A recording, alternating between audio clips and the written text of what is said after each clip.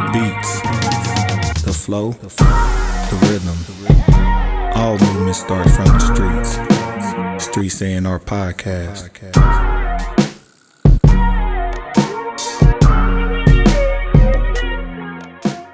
So yeah, man, we back. We wasn't done with that. We got some more spice. Let me put my glasses back on so I can read you niggas. This segment is brought to you by CC because she finna BB all on his ass. So facts. I'm gonna let you pick it back up because we didn't even talk about some shit. It's one thing to be spicy towards somebody that said something about you, but god dang, the whole album was sappy. And we talking about Drake. Just so if you only tune into this part, we talking about Drake and this debacle of a response and the debacle of an album that he actually came with. Very, very, very, very low effort shit he put forth. And very in his feelings, which now there's nothing wrong with having emotion, but there's a problem being in your feelings. Yeah. There's a difference being having emotions versus being in your feelings. Because when you're in your feelings, you start to do things that are out of character or in your character that then you just acting out. So he had a lot of things to say about people that had nothing to do with nothing. That was minding their business, eating breakfast. Because this was at 6 a.m. They was eating breakfast. And he decided to throw some diss. Who all was he dissing? Like blatantly? Came for Kanye a little bit. Came for NBA Youngboy a little bit. Pusha T, slightly. That's the one he was. It's for all the dogs. He was supposed to go in if he was gonna go. But I digress. Go ahead. And then Rihanna, like ×3. Rihanna, we're gonna say Rihanna and ASAP because this is a married woman with children. Right. And like unnecessarily though. Like to keep rhyming anti, and it wasn't really that creative. I was like, what? No. What's the rhyme scheme we doing? But to do that on a whole track, and I was like, fam, what's really, really, really going on here? And he dissing her while she married, got her thing going on, while apparently he done got broke up with somebody over some shit. Right. And now you trying to start some shit over here because you mad that your shit messed up. Yeah. You really just wanted her in the first place. It's quite interesting. It's like almost to the point to where it's like, I hope you giving them royalties. Because, bro. They better get something for this effort that you put forth. It was crazy. It was definitely crazy. Like, I don't understand it. Again, I'm not that type of guy. So for me, and people don't believe it, people who have grown to know me know I'm not saying nothing. I'm not spreading nothing. I'm not going to entertain you in the comment section. Yeah. I'm not going to write about it. Just know when you see me, I'm like, I know what you did. I know it is. If I need to address you, I will address you and I'm going to move on. And that's what I'm with when I got some actual static over a young lady. Because what makes this like, just really everybody that he talked about, like if you going in on people slightly, because it wasn't like going in like crazy, but if you going in on people like this on your album, 9 times out of 10, none of them probably listen to your album. So about time the chatter chit that you expressed on this project got back to them. They got a real life issue. And let's be real. Do you think if Drake see them in person, he gonna really say what he said on, you know what I mean? Like express himself like he expressed himself on the album is no. It's gonna be like, bro, it's all love. Security won't even let him talk. Security is gonna keep everybody away that he talked. You get what I'm saying? He won't even be able to talk about it unless they done already pieced it up. Like so no, most people not gonna say, we know that in our world, see? Like, yeah, that's true. They'll write some online and be like, yo, what's that shit you said? I've experienced that many years ago. But yes. Like people don't do that. Me, I'm a little bit confrontational. Not in a bad way, but hey, whoop-de-whoop. Now, how do you want to deal with this? I've actually said this to somebody too, by the way, in college, and I got proof of a whole story of telling nigga, hey, this is what I heard you said. Now, before we continue, we can talk about it or we can not. Yeah. What you want to do? We cool now because we just discussed it. But you know, like it's just a certain, and I get being hurt, see, but airing shit out in the manner in which you do, it wasn't even artful. You know what I'm saying? It wasn't even like it's a lot of bitter niggas that rap about it. Yeah, but the wordplay was minimal. We was ready. After what you did with her loss, I'm like, okay, he back rapping. He own it. I don't know what happened, man. Something happened. I truly don't know what happened. Maybe it was just a period of time where he was just, all the feelings that he suppressed, he was like, I got to get this out. So let's just throw something together real quick. And I ain't gonna hold you. Some of the mixing qualities on some of them songs just wasn't. It was an interesting sounding. That's why I say it was bad. It wasn't really just him rapping. Like there was no rhythm to the sound quality and the style of, not just style of the beats. There was just no cohesiveness in it at all. And I was like, and the only cohesive part was him pretty much singing about losing this young lady, right? Yeah. But there was, the sound of it was like, and probably he had and from what I know, shout out to him on this for bringing, part of For All My Dogs, I think, was a play on bringing a lot of the big dogs in the industry together to make this project. Like, so on that aspect of it, because I'm talking about, I seen people that I like Sango, right? Yeah. Oh, you shit, you know. Yeah. People here, dude from here, doing backup vocals. Shout out, what's his name? Ronell? Yeah, Ronell. Shout out to the O, man. But so I think part of the For All the Dogs was literally them trying to assemble the squad of anybody that's dope in their lane, even if they well known or not. So, and I think, going hindsight, I don't know if that was really him or he said, hey, I want to make this with all the big dogs. So shout out, that's an A&R, right? Yeah. Shout out Kevin Durant. He A&R'd the project. So Kevin Durant, the Hooper, A&R'd the project, literally. So what do we say about that? I'm not mad at him A&R going to get the people.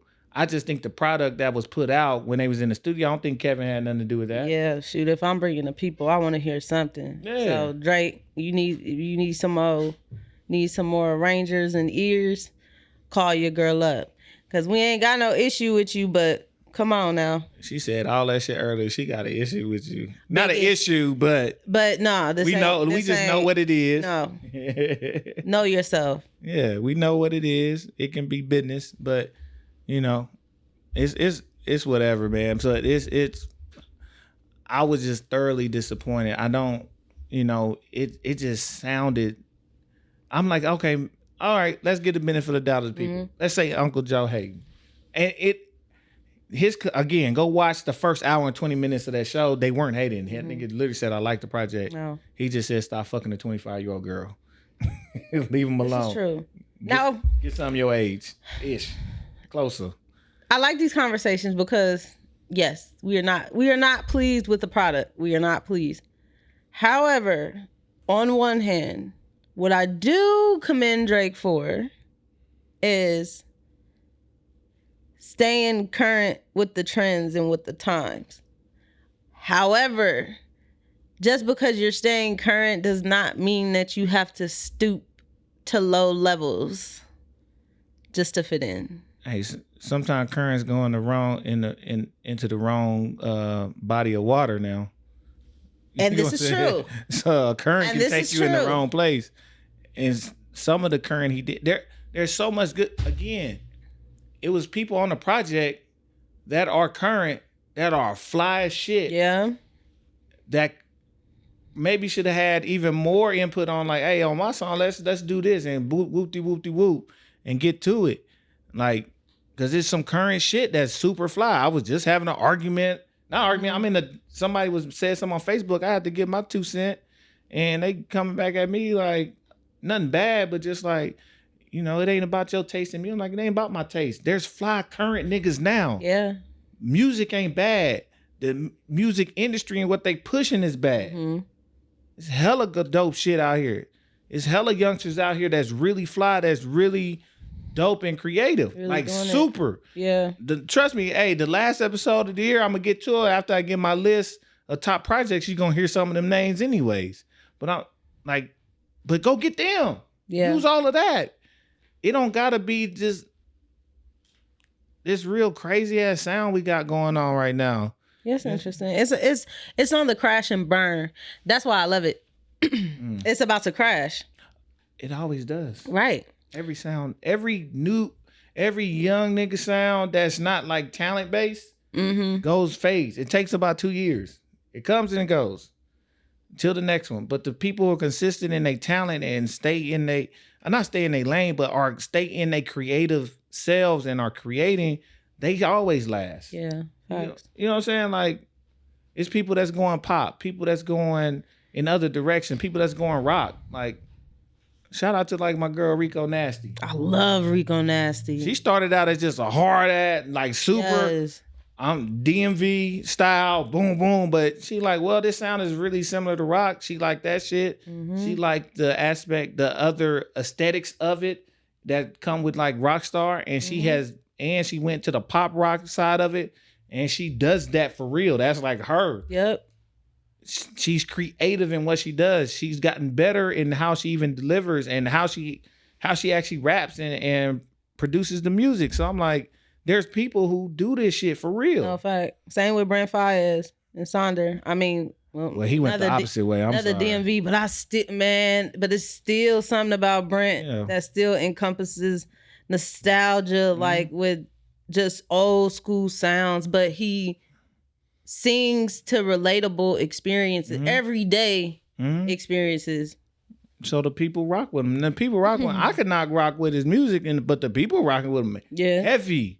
So it just speaks to him being a way of being current without crashing out on it. Yeah. You know what I'm saying? Like, you ain't got to go to the crack. You ain't got to go out it like that. You ain't got to go outside. So I don't know, man. I truly just think, I don't know. I think this was the album where he was in his feelings. Much like you said, I think he just had to get some shit off. This is the best way he could get it off as an artist. I think he believes it was going to be relatable because a lot of people do these things and say this type of rhetoric when they are going through these type of situations. It's just an artist as big as him, we thought he would be able to deliver it far more creatively. And I think him, artists alike, this is my last real beef, artists alike, athletes alike, can we please let people in the commentary world do their job without getting in your damn feelings so hard? They're supposed to critique. It's the fans. It's the fans that be hyping them up, making them feel away. Like you said earlier, it be the fans that ain't watched the full clips or the full interviews of what is being said and expressed. And then they jump online and then they tag these artists or whomever, whatever, and then that person gets mad. And that's exactly what happened with this Drake stuff. He did it. Cardi did it to Joe. Yeah. And all Joe was saying, I don't think this song gonna work. And she got mad, thought she was talking. I'm like, he ain't even talking about you. He talking about the product. He's the integrity of the art. He's saying, I don't think like this ain't gonna work. It's la da da da da. He talking about the art. And we're mixing, because a lot of artists, some people say they sensitive. And I'm like, you're tying your identity so heavy in what you produce that you don't separate it. So him talking about the art, you feel he just talking about you. And I get it to agree when you sharing stuff about your life and stuff, but he's talking about the end product of what you decided to put out. Not you, not the actual experience you went through. He's talking about the product, and you have to understand that. This is no different with athletes when they talk about you having a bad game and you get pissy when they ask you about it. Like, why are you pissy? Instead of saying, bro, I had a bad game. Like, you right, I was stripping today. Yeah. You gonna watch the film? You gonna hear this recording? Like, we gotta chill out on the commentators who get paid to do this, who also big you up every step of the way, that help make you who you are in the world of success. Like, but when you have these people that got yes men around them every day, in the studio when the product is being made. So all they thinking about in the back of their mind is, yo, I was in the studio making this and I had 20 some odd people out there and I'm like, yo, bro, y'all rocking with this? Yeah, man. Of course they're going to tell you that because they want to be around. And these people are just used to too many yes men. So the moment they get a little bit of critique, all hell breaks loose and they mad. Get you one real friend that can just tell you, nah, this ain't it. Shout out. Man, I was watching an interview with Ab-Soul, and he said he was in the car with his homie. You know, he said the homeboy turned the music off just one day riding with him. He's like, bro, you know, I like what you be doing with the Ab-Soul. He like, but nigga, you from Carson, you from Delamo, bro.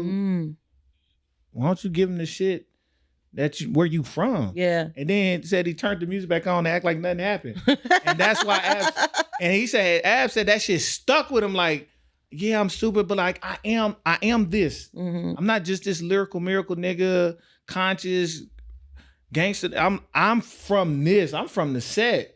So he had to make sure the homies he literally came up with he can relate to them and tell some of their stories in a way that is fly, but it's still digestible for them. He found a way to do it. That's all we be asking. Yeah. That's all I'm asking. Figure it out. You want to talk to these and connect with these young folks, you find out what really connect with them. Right. Don't just get into their sound and try to do what they do. Right. They looking at you to see what to do. That's like you know what? When you put it that way, that's like an instrumentalist trying to put out music by just taking loops off Splice. And then getting mad when somebody got something to say about it. Like you have the blueprint of this whole thing down packed. And you decided to like take another route that is just beneath you. Drake has been the man who has shifted the current landscape of music with every album drop. Yeah. When Views came out and he put all that Afro beats on there, that's when America got hip to Afro beats. When he put out Scorpion, he helped to bring back the Southern Memphis style beats that are now rocking. Now we got niggas popping off literally from the place too to spawn off of people appreciating the sound. Facts. When he was down in Texas, he brought some of that with him. He put it back out in the rotation. You picking up something that's finna go in this album. You picking up some shit that's finna go. We could just write this album off. Maybe we'll wake up tomorrow and then he'll have like another surprise album like Beyonce or something. He said he's taking a break. So, no, he don't need no break after this. No, he need a break. No, it doesn't. He needs a break. I think he got his shit off. He got some of his feelings out. And I hope to God he just is able to be within himself. Well, I don't personally like, I don't know. I ain't had a bad relationship and I'm still cool with the girl. Yeah. Like so I ain't the one to give you like, I don't crash out over no chick. I just don't. I ain't nigga, that shit water under a bridge now. Thank you for helping mold me who I am today. Yeah. That's all I chalk it up to. So I just hope he able to get within himself, be cool with himself, know who he is, and be cool with whatever that shit is. Man. And rock. Facts. Come to Omaha, Drake. Find you a little studio. Ride around for a little bit. Get you some inspo. But he does. I mean, yeah. Hey, he's a human at the end of the day. So if he does need a break, go ahead and take your break. But if this was just something to say to have some discussion going, don't take a break. Yeah. Come out with one more project, even if it's just 8 songs. Drop an 8-song project. Each song 1:30. Go hard. Don't have no features, and then take a break. Oh, you mean he get on his Key Glock shit? Don't take a break. Man, shout out Key Glock. That shit was he's fire. He was going in his way. He was going in. So yeah, man. I think we got it out this time. Shit. Maybe. She is done with this nigga. We might have bonus footage on phones and shit. I'm upset. I'm upset. Only reason I'm super upset is, I ain't gonna sit here and act like I didn't want to work for Drake at one point in my life. Absolutely. When he had, right before he had dropped If you reading this, it's too late. I was in Drake's DMs heavy, like being left on red, but I didn't care because it was like, yo, this is like an artist of our time and generation that I would love to collaborate and work with. But give us that same energy that came from that album. Give us that same energy that came from Nothing Was the Same. Like you said, with all the merge and like the different musical elements. Like we want to hear it, Drake. If you want to be the leader of the Gen Z pack, give them something worth listening to where they're going to shift and reconfigure their mind of what culture really is when it comes to this music stuff. Lead in that. Don't stoop to their level. Hey, drive the car with them. Don't ride in the passenger seat. Man. Be in the car with them, but be the driver, not just the passenger. That's all we ask. Shout out to C for cleaning it up. He probably was going to be looking. He like, man, I'm finna get her ass. I'm gonna leave the DMs there. Yeah. Find them. Look just in case. He's like, no, nigga, I said it. Yep. So you can't hold that against me. I say all of it. She cleared her own plate on your ass. Shoot. She hit you with the 8 Mile. Nigga. Man. I talk about myself. Man. Even talking to Dreamville, trying to figure out, who do I reach out? Future the Prince. Yeah, I know all that, Drake. I don't care. Do better. Know yourself. That's the third time I said that. Because I mean it. She meant it. Ain't no editing that out. Well, yeah. I think I'm done for real this time, but it's so much good shit that came out. I got like 5 albums I just have not gotten to. I ain't even talking hip hop. Yeah. So I listen to a whole lot of shit. So that's how I stay inspired. So go, Well, Offset album come out today. I bought it, and that's another I forgot I already bought already that quick. And I ain't got to listen to that. I just ain't got to listen to it. Fix Before the 6, Lil Wayne, you tapped in yet? No, ma'am. Oh, please do. Listen, man. I'm up here, and I'm finna shout some people. I'm up here trying to listen to the Sex Tones. Oh, I feel you. I got an album from Cartoons called Saturday Night. I'm trying to get. Oh, snap! I'm on a whole nother wave in music over here. Like, all right, let's go. Rap shit, yay! Hey, I'm over here. Jamie LaWoods drop. Okay. You know what I'm saying? Like, I'm in a whole other realm, and I still ain't got to my nigga Jameson, man. Jameson dropped a new album, and I'm gonna miss his show when I'm out of town. I'm gonna be pissed off. Oh, man. He's gonna be in the city I'm gonna be at the day before I get there. I'm like, damn. Like, do I go early? And no, I can't be away from home that long. Yeah. But yeah, man, I got so much shit to get to, man. Shout out to them artists, man. I can't wait for the end of the year. My list, because I always do a review list. See, oh really? I do a top 20. I'm gonna probably speed through the 20 through 11, but I do top 20 in hip hop, and then I do a top 10 in just non hip hop. So that can be R&B, soul, jazz, whatever. I just put country. I put my top 10 just in non hip hop. That list is gonna be strong as hell. The hip hop list is not as much. Well, send me the little slow mood you listening to now, cause I got you, man. I'm gonna play you one in a minute. Yeah, when we done, man. But man, we gonna get out of here, man. Drake, man, we know you better. We know you better than this. That's why niggas is hard on you, bro. Aubrey, you're Aubrey right now. We'll address you as Drake when you come out with this next project to compensate for this. She calls you by your government. Aubrey. So yeah, man. It's okay. It's like being a star athlete who get fussed at in public. Yeah. It's because we love you.